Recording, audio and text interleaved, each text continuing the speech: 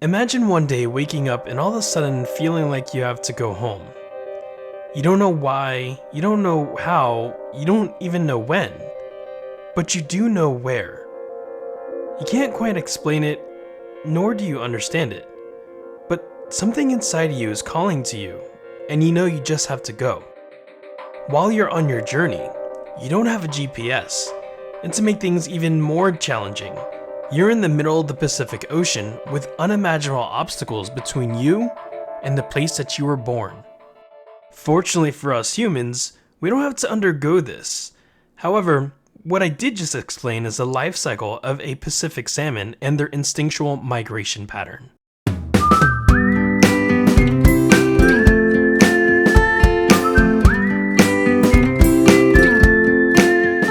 So in Washington State, around the fall and early winter time, you're actually going to get a whole bunch of salmon fish that are going to swim from the Pacific Ocean and into the very same place that they were born in the rivers and streams. And so the salmon migration takes place annually, and it is one of the greatest migration wonders of the world. And so migrations happen across the world, in Africa, in the North Atlantic, the Pacific Ocean, and other places around the world.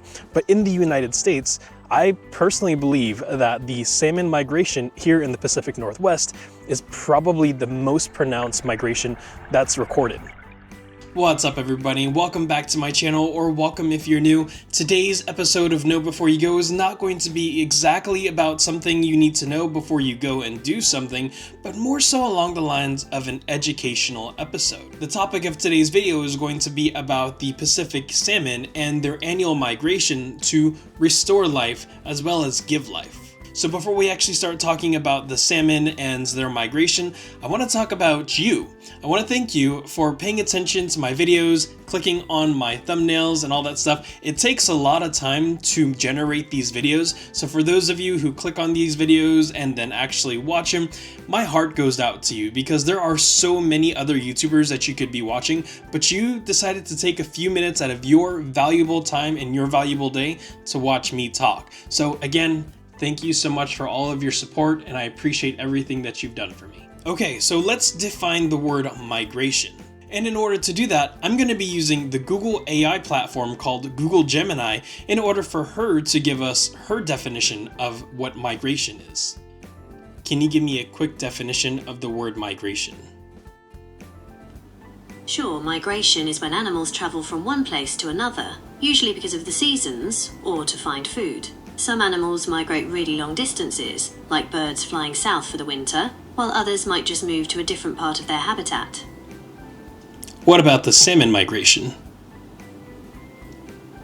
Salmon migration is the epic journey these fish take from the ocean back to their freshwater birthplace to lay eggs. It's pretty amazing how they find their way back to the exact same spot they were born. So there you heard it. Even the Google AI platform recognizes that the salmon migration is probably one of the best and most iconic migrations that happens across the world. So for me, when I think of migration, I think of animals going from one place and heading to another. And the reasons for that could be multiple reasons. It could be because they're in search for food, maybe they're in search for water, or maybe they're just relocating because that's just what they're expected to do. One of the greatest things about migration for animals all across the world is the fact that all of these animals, sometimes millions of them, will have the same mindset, and that's to accomplish their migration pattern. The thing that's most notable about these salmon is the fact that 100% of the salmon will not survive. The migration pattern for these 5 salmon species in the Pacific Ocean is truly unique because the salmon in the Pacific Northwest play as a keystone species. So if you're not familiar with the term keystone species, it's an animal, in our example, the salmon, and they play a vital role for providing nutrients and stability to an entire ecosystem, to a geographic area. And so now before I get too ahead of myself, let's go and talk about the bittersweet life cycle of these salmon. There are 5 different salmon species that swim around in the Pacific Ocean. We have the coho, the chinook, the sockeye, the pinks, and then the chum. And in today's video, we're going to be talking about the chum salmon. The interesting thing about these chum salmon is that A lot of these chum salmon will swim into rivers and lakes that are inside the actual cities or the counties that us humans are living in. Let's just be real, these fish were here before we were here, and so we're actually living in their neighborhood. During the fall and autumn months of the Pacific Northwest, all of these chum salmon will swim from the Pacific Ocean and up through these rivers and streams in order to find where they were born. Some of the places that they were born may actually be behind the Safeway grocery store or maybe underneath a bridge.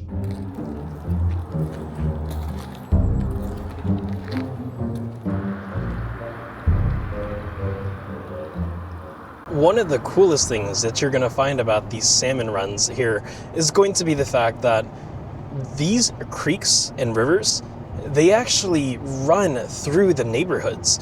They actually are right next to some of the major roads. And so you want to make sure that if you are going to be going over to look at any of these creeks, that you're not violating anyone's property, and then you're at a designated spot where you're able to look at these salmon.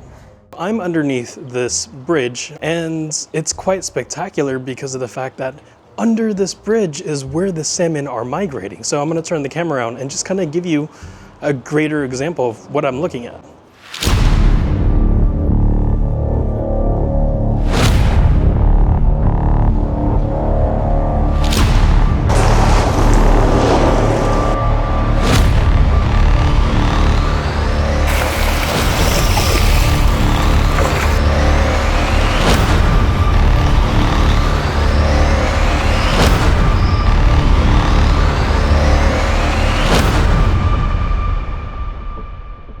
Now, I do have to warn you that if you are going to be going through these creeks and streams or rivers and you're going under a bridge or something like that, just make sure you're safe and keep your personal safety at the top of your priority list.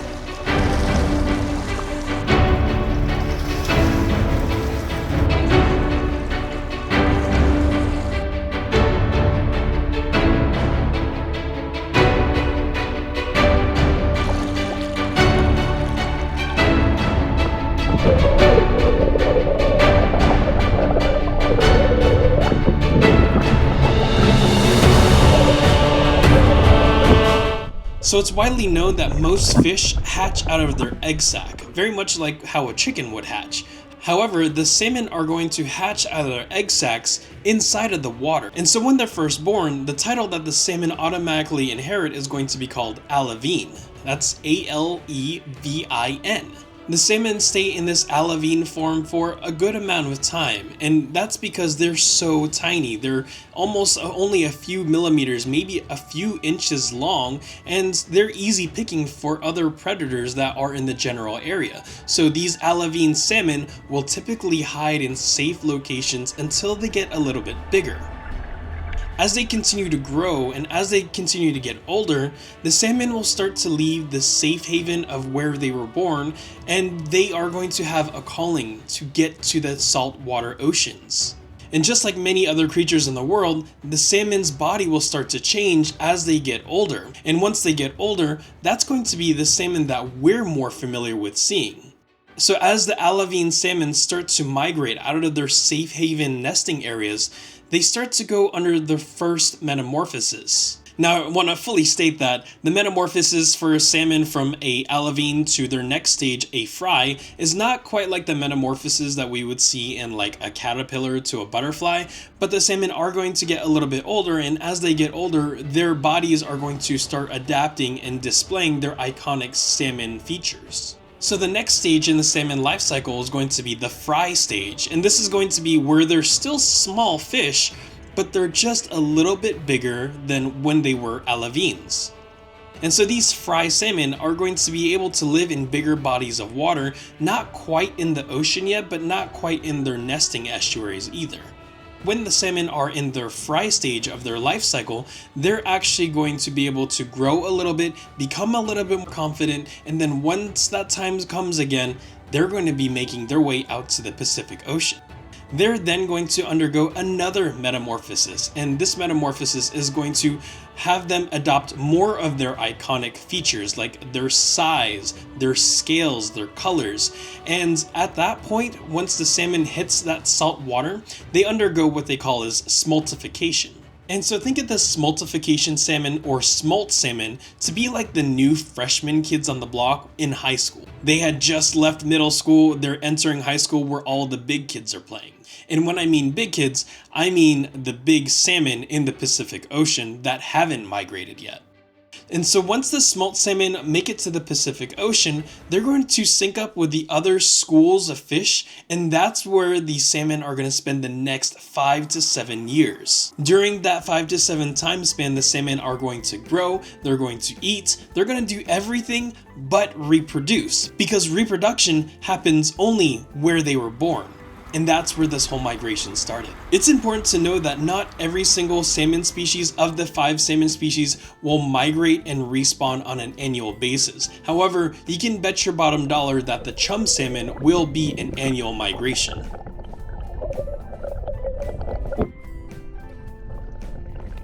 One of the coolest things about the salmon migration here in Washington State is that the state really enhances and really just promotes the reproduction life cycle of the salmon, because when the fish spawn, they eventually die. And when they die, they give back to the other animals, they give back to the land. And it's just very important that the salmon are uninterrupted with this. So in Washington, you're actually going to be able to see streams like this littered with salmon trying to make their way back up to their spawning point under a bridge. So even though the salmon are literally within hand-picking distance, the state of Washington does not allow for you to just grab these fish and eat it. It's not free sushi. And so you have to make sure that you are not disturbing these fish, you're not interrupting their migration patterns or anything like that, because there are actually laws that are protecting these salmon. So let's skip forward a few years where these now adult salmon have survived the Pacific Ocean. They've survived sharks, whales, seals, humans, birds, and they're pretty veteran fish at this point. And inside them, they have this instinctual call to make it back to where they were born, because that's when the migration patterns start. Science has proven that the salmon will make it back to their exact place to where their parents nested them, and they too are going to go back to where they were born and nest their young. But getting back to their birth spot is not that easy. So the salmon use a few different ways to actually get back to where they were born, and actually it's much more complex than you would think, because while the salmon don't have a GPS system, they don't have a Google, they have this. They use their nose in order to find where they were born. And so science also suggests that the salmon will use the electrical frequencies in the water as well as the magnetic pull to help them navigate to the exact spot where they were born. And so once the salmon start to leave the ocean, they start swimming back up these rivers and streams when they first swam out when they were smolts. The transformation or metamorphosis that they experience here is not going to be a pleasant one, both externally and internally. The salmon are more or less going to have more deformed bodies. The transformation for these salmon is a little bit unfortunate, because once the salmon start to get into those freshwater streams and rivers, they stop eating. Some salmon species will grow a hump, while others grow more rigid teeth, and then others will change colors completely. And so the salmon's autonomy is going to force the salmon's metabolism to essentially start eating itself, because the fish aren't eating anymore, and so all of the food, all of the energy, all of the fats that they stored up in their 7 years inside of the Pacific Ocean, they're now using that energy and all of that fat in order to make it back to where they were born. You can see that the situation is pretty dire, because if the salmon doesn't have enough energy, or perhaps they run into too many obstacles, then their migration pattern was all for nothing. Actually, I take that back, because there's no part in the salmon migration that's wasted. So back to the obstacles for the salmon to conquer in order for them to successfully migrate. Starting off with predators. The predators don't care if the salmon are going to reproduce or not. The salmon are a quick and easy meal for bears, seals, porpoises, dolphins, whales, foxes, wolves, all sorts of creatures are just waiting for them to leave that saltwater area and move into these rivers where they're mostly defenseless. On top of that, there are dozens, if not hundreds, of commercial and hobbyist fishermen that are waiting for these salmon to migrate so that way they can hook them in a net or buy a fishing pole so that way they can too bring the salmon back to their families. There are also going to be structural obstacles like beaver dams or human dams. There's going to be roads and sidewalks and parks and bridges where they once lived. And then there's one of the most important obstacles, and that's going to be water. Yeah, a river has a lot of water, but not for millions and millions of salmon fish. And so in the Pacific Northwest, where we're known to get a lot of rain, if we don't get enough rain, the salmon can't swim up those rivers, and then again, they have another obstacle. And so these rainwaters fill up our rivers and streams, which then provides a vital means of transportation for the salmon to use in order for them to get to their migration location.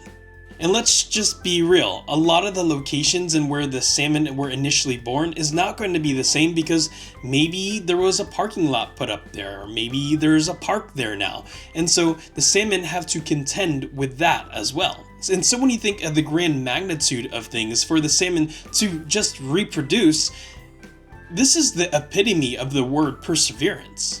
And so when the salmon reach their spawning location as best as they can, that's when all the hanky-panky starts. And that's when the female salmon are essentially going to flip on their side, dig a little nesting hole, and then lay their eggs. And once those eggs are laid, then a male salmon is going to swim by and fertilize their eggs. And the salmon in our video, the chum salmon, can actually lay anywhere between 3,000 to 5,000 salmon eggs in 1 year. And so that one salmon has the potential to repopulate their species with 3,000 to 5,000 baby salmon for the next generation. And now you may think to yourself that 3,000 to 5,000 salmon is not quite a lot. So when you do the math, let's say an average of 4,000 salmon survive, that 4,000 multiplied by 1 million salmon who've reproduced and spawned their eggs, that's quite a lot of salmon eggs that are eventually going to hatch, become alevines, fries. They're going to go through this multiplication process